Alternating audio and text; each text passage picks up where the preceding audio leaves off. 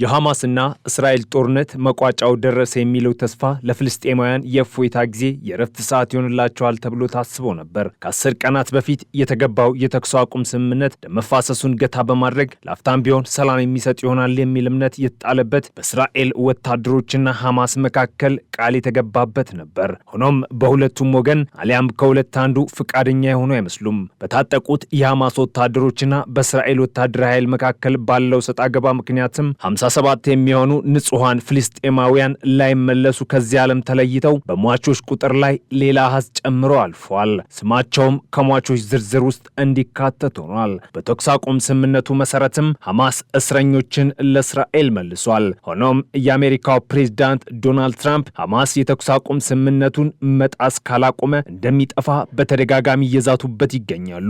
የእስራኤልና ሐማስ የተኩስ አቁም ስምምነት በወረቀት ላይ በቀለም ቢጻፍም በደም እየተሻረ መተኳኮስና መገዳደሉ ቀጥሏል። በብዕር ተጽፎ በደም የሚሻረው ስምምነት በየትኛው ቀለም በየትኛው ቋንቋ ያበቃል የሚለው የብዙሃን ጥያቄ ነው።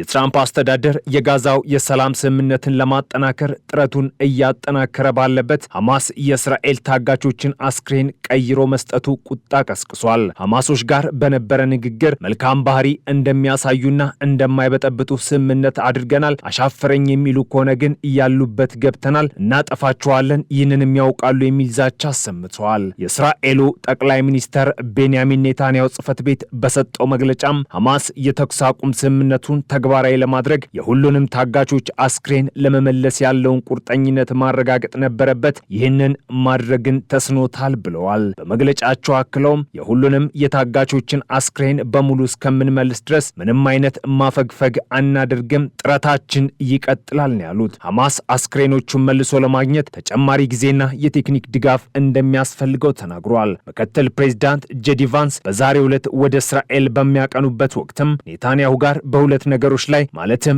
በቀጠናው የጸጥታ ችግርና ተስፋ በተጣለባቸው ዲፕሎማሲያዊ ዕድሎች ላይ ይመክራሉ ነው የተባለው። የሐማስ መሪ ካሊል አልሃያ ከአልቃሂራ አልአክባሪያ ቻናል ጋር ባደረጉት ቃለ ምልልስ እንደተናገሩት ሐማስ ተጨማሪ ጊዜና ከባድ መሳሪያ ከተሰጠው በስትሪፕ ውስጥ የተያዙትን 15 ታጋቾች አስክሬን ለማግኘት እናም ለመልቀቅ ፈቃደኛ ይሆናል ብለዋል። በስምምነቱ መሰረትም ሁሉንም የታጋቾች አስክሬን ለማስረከብ ዝግጁ ነን፣ ማንንም ከኛ ጋር ለማቆየት ምንም ፍላጎት የለንም፣ ወደ ዘመዶቻቸው ይመለሱና ሰማዕቶቻችን ደግሞ ተመልሰው በክብር ይቀበራሉ ሲሉ ተናግረዋል። አንዳንዶቹ ከመሬት በታችና ከህንፃ በታች በመሆናቸው አስክሬኑ ላይ ለመድረስ አዳጋች መሆኑን ጠቁመው ይህም ጊዜና መሳሪያ የሚጠይቅ መሆኑን ጠቁመዋል።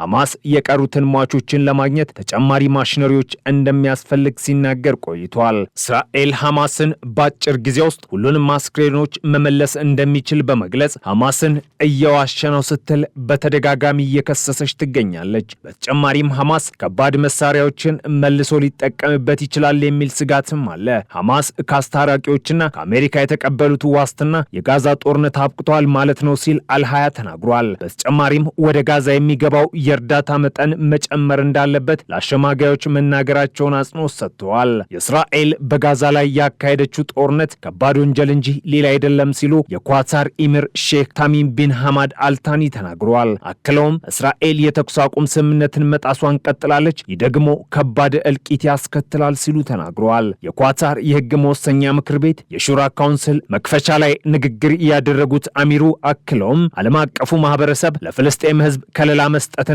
ወንጀል ፈጻሚዎች ከተጠያቂነት እንዳያመልጡ ማረጋገጥ አለባቸው ብለዋል። በፍልስጤም ህዝብ ላይ እየደረሰ ያለውን አደጋ በተመለከተ የዓለም አቀፉ ማህበረሰብ መከባበርን ማስፈንና ማስከበር አለመቻሉ ያሳዝናል ሲሉም በዓለም ህዝብ ማዘናቸውን ገልጸዋል። በፍልስጤም ውስጥ ያሉ የእስራኤል ጥሰቶችና ድርጊቶች በሙሉ በተለይም የጋዛ ሰርጥ ለመኖሪያነት ወደማይችል አካባቢ መቀየር፣ የተኩስ አቁም መጣሱ መቀጠሉ፣ በዌስት ባንክ ውስጥ ያሉ ሰፈሮችን ማስፋፋትን እናወግዛለን ብለዋል። አሚሩ በተጨማሪም የጋዛ ሰርጥ የተዋሃደ የፍልስጤም ግዛቶች ወሳኝ አካል መሆኑን አረጋግጠናል ብለዋል። የኳታሩ አሚር እስራኤል እንደ ሸምጋይነት የምትሰራን ሀገር በማጥቃቷ ሁሉንም ዓለም አቀፍ ሕጎችና ደንቦችን ጥሳለችም ነው ያሉት። ባለፈው ወር እስራኤል በኳታር ዋና ከተማ ዶሃ ላይ ያደረሰችውን ጥቃት አስመልክቶም በትራምፕ የቀረበውን የተኩስ አቁም ሐሳብ ለመወያየት ስብሰባ ላይ የነበሩትን የሐማስ ባለስልጣናትን ያነጣጠረ ጥቃትን በመጥቀስ ነበር። እስራኤል የሽምግልና ሚና በምትጫወት ሀገር ላይ ባደረገችው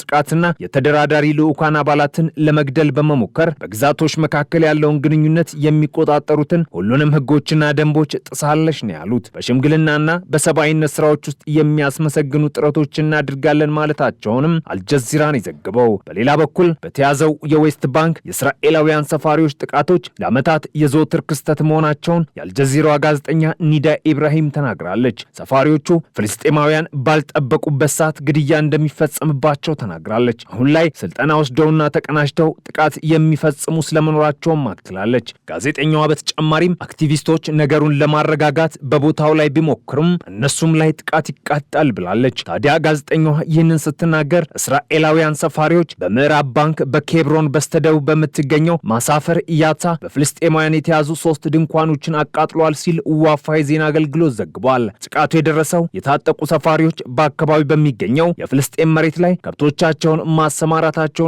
ዛፎችን እየነቀሉ በሄዱበት ወቅት ነው የተባለው። ይህ በእንዲህ እንዳለም የተኩስ አቁም ስምምነቱ ከተጀመረ ጀምሮ በአጠቃላይ 986 የእርዳታ መኪኖች ወደ ባህር ዳርቻ መግባታቸውን የጋዛ መንግስት ሚዲያ ጽህፈት ቤት አስታውቋል። የተኩስ አቁም ከተጀመረበት ጊዜ አንስቶ በየቀኑ ወደ ጋዛ ሰርጥ የሚገቡት አማካኝ የጭነት መኪኖች ቁጥር ከ600 የጭነት መኪናዎች ውስጥ ከ89 መኪናዎች እንደማይበልጥ እናስተውላለን ሲል የመገናኛ ብዙሃን ጽህፈት ቤቱ ገልጿል።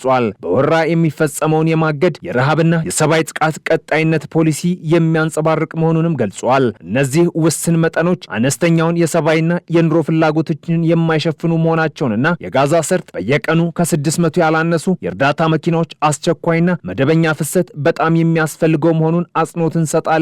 የምግብ የሕክምናና የመጀመሪያ እርዳታ፣ የነዳጅና የምግብ ማብሰያ ጋዝን ጨምሮ በህይወት ለመኖር የሚያስፈልጉ መሰረታዊ ቁሶች ያስፈልጉናል ብለዋል። የ41 ዓመቱ የአራት ልጆች አባት የታል ሃይሚ አስክሬን ትናንት ምሽት በመመለሱ በእስራኤል ቆጠራ የተመለሱ የታጋቾች አስክሬኖች ቁጥር አሁን ወደ 13 ከፍ ብሏል። በተኩስ አቁም ስምምነቱ መሰረት ሐማስ የቀሩትን 48 ታጋቾች በህይወት ያሉና በህይወት የሌሉ ታጋቾችን አስክሬን ባለፈው ሰኞ መመለስ ነበረበት። ነገር ግን እስካሁን ይህንን ተግባራዊ ማድረግ አልቻለም። ሪፖርቶች እንደሚያመላክቱት እስካሁን 15 አስክሬኖች ጠፍተዋል ነው የተባለው። የሐማስ መሪ ካሊል አልሃያ ተጨማሪ ጊዜ እየጠየቁ የሚገኙትም የታጋቾችን አስክሬን ለመፈለግ እንዲያስችላቸው ነው። ታዲያ ሐማስ አስክሬኑን ለመመለስ ይህንን ያህል ጊዜ የሚወስደው ለምንድን ነው ለሚለው ጥያቄ ምላሽ ሲሰጡም አንዳንድ የመቃብር ቦታዎች አይታወቅም፣ የወደሙ ህንፃዎች ፍርስራሽ አስክሬኖችን ለማግኘት ለመለየትና ለመድረስ አስቸጋሪ አድርጓል ብለዋል። አንዳንድ አካላት ሐማስ ከእንግዲህ የማይቆጣጠረው አካባቢ ላይ ሊሆኑም ይችላሉ ነው ያሉት። ሁሉም የቀብር ቦታዎች ስለማይታወቁ